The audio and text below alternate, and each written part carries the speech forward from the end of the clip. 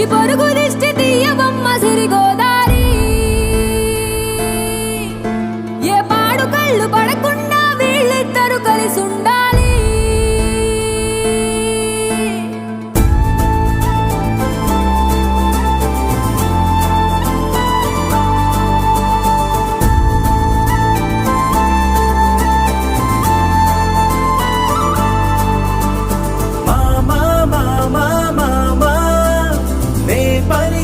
తొలి పదమా నాకే దొరికిన వరమా నాకై నిలిచిన పదమా నీ కాలి అడుగుల్లో ఉంది నా గుడి నీ నోటి పలుకుల్లో ఉంది నా బడి